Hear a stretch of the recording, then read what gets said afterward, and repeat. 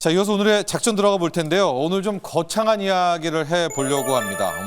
미국 증시와 디커플링 될 수 있을까? 거기에는 세 가지 조건이 나와야 될 것 같은데 그게 현 상황에서 나올 수 있을까에 대한 이야기입니다.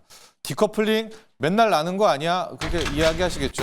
맞습니다. 그러니까 미국 증시가 올랐을 때 우리가 떨어지는 디커플링은 뭐 맨날 나오죠. 미국 증시가 멈춰 있을 때도 우리가 떨어지는 뭐 그런 경우도 많이 나오고 미국 증시 떨어졌을 때는 커플링 떨어지는데 지금 이야기하는 디커플링은 미국 증시는 멈춰 있거나 오히려 하락할 때 우리 K 증시만 올랐었던 바로 이런 상승 디커플링을 이야기하고요.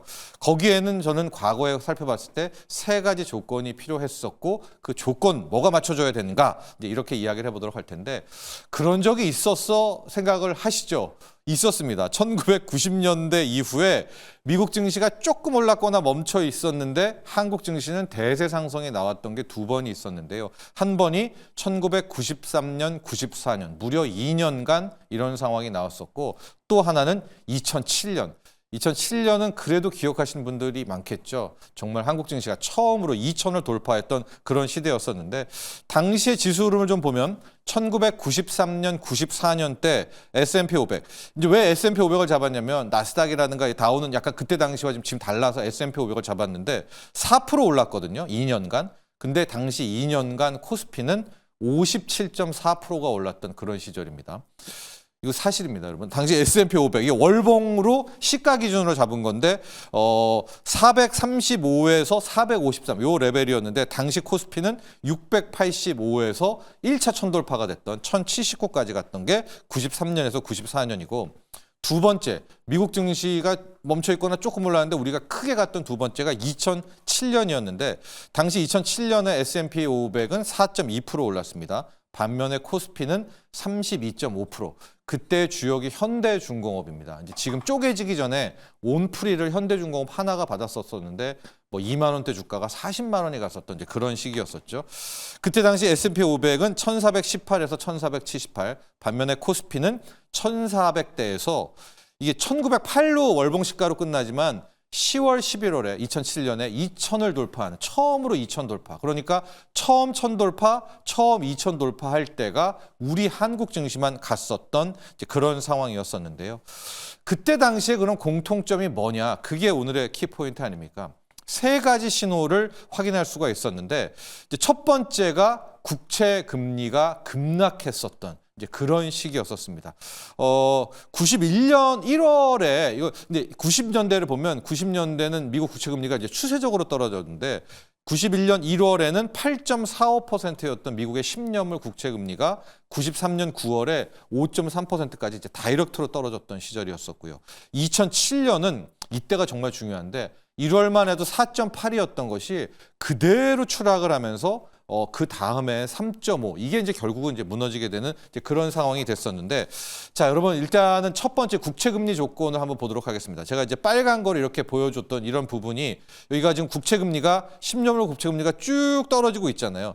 2007년 여기 기점으로 해서 금리가 떨어지는데 떨어졌을 때 거의 무지막지하게 떨어집니다. 5% 위에 있었던 게 3%대까지 떨어질 때 가장 이렇게 튀어 오르는 게 뭐였었느냐. 요 파란 선이 중국 증시였었거든요. 이때 당시엔 중국 증시가 거의 기업을 통해서 2007년에는 중국 펀드 웬만한 거 들을 때 수익률, 펀드 수익률이 뭐 120%, 140%씩 나왔던 그런 때였습니다.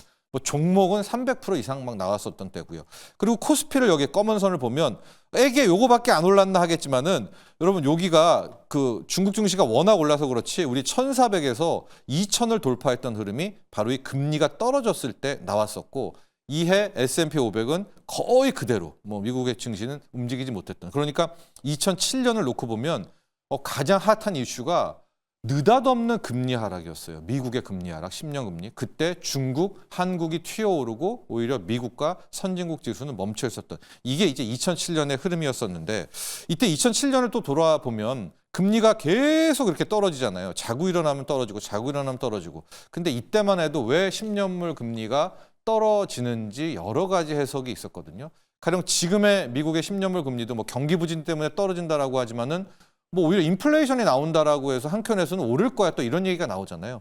2007년도 돌아가 보면 당시에 연준 의장이었던 앨런 그린스펀도 왜 이거 7년 이렇게 계속해서 금리가 떨어지는지 몰라요. 그래서 기자들이 물어볼 때마다 나도 모른다. 그래서 그때 나온 용어가 그린스펀의 수수께끼였었습니다. 나중에 1년 반 뒤에 알았죠. 이제 중국이 계속 미국 국채를 이때 사면서 이제 미국의 금리가 떨어진 거였었는데, 약간 그 시절을 돌아가 보면 금리 하락이 미국의 10년물 금리 하락의 첫 번째 조건. 두 번째는 역시 원화 강세였었습니다. 800원대였었는데 93년, 94년의 첫 번째 상승 디커플링은 약간 이게 부정확한 게 우리가 그때는 완전 변동 환율이 아니었거든요. IMF 전이어서. 그래서 그때 봤더니 803원대 수준이었었고 2007년을 와야 되는데 2007년은 2004년, 5년, 6년, 7년이 우리 원화 강세의 대세 원화 강세였습니다. 그래서 2004년 11월이 1,100원대 환율이 2007년에는 장중에 900원이 깨지는 899원. 이제 이때가 노무현 정부 때였었는데 이 900원, 800원대 가면서 반대로 코스피는 2,000을 돌파하는 이런 흐름이었고요. 그리고 2007년을 돌아보면 주식도 좋았지만 부동산도 함께 좋았던. 왜냐면 보통은 주식 좋으면 부동산 멈추고 부동산이 갈 때 주식 멈추거든요. 이 쌍크리 시기, 오랜만에 본 시기였다라는 게 두 번째 특징. 세 번째가 이 93, 94 그리고 2007년이 중국 경제가 약진해였던 때였습니다. 93, 4년에 중국 경제 성장률이 13.1%, 그리고 2007년에 중국 경제 성장률이 오랜만에 두 자리에서 다시 11%를 찍히면서 막 그때 중국과 한국이 함께 간다 막 이런 얘기가 있었거든요. 그래서 이 중국이 가든 93년, 94년에는 국유 기업들을 다 개혁해가지고 민간할 때였었고요. 2007년에 중국은 수출이 어마어마하게 잘 됐을 때였었거든요. 이제 중국이 잘 될 때 K 증시가 갔다. 이제 이 세 가지 특징이 있습니다. 그래서 이제 우리 앞으로 뭐를 좀 확인해야 되는가? 세 가지 중에서 가장 먼저 확인해야 될 거 저는 앞서도 얘기했지만 10년물 국채 금리가 굉장히 중요한 것 같아요. 지금 보면 10년물 국채 금리가 4.5, 뭐 4.7 갈 때 5% 간다 하다가 4.4, 4.3, 지금 4.2까지 좀 깨지고 있는데 저는 3%대는 봐야 된다고 봅니다. 저기 선에 보시면은 저 지금 4.2에 딱 걸쳐 있잖아요. 저게 밀려 내려와서 금리의 빠른 하락을 우선 정도 향후 3%까지 떨어지는지를 확인해야 되고요. 저기 2000년에 코로나 때 보시죠. 국채 금리가 거의 1% 미만대까지였었던 10년물 국채 금리가 치솟아 올라간 거니까 저는 3%가 깨지는 순간 상당 부분에 왜 그러면 국채 금리를 자꾸만 깨지라고 하냐?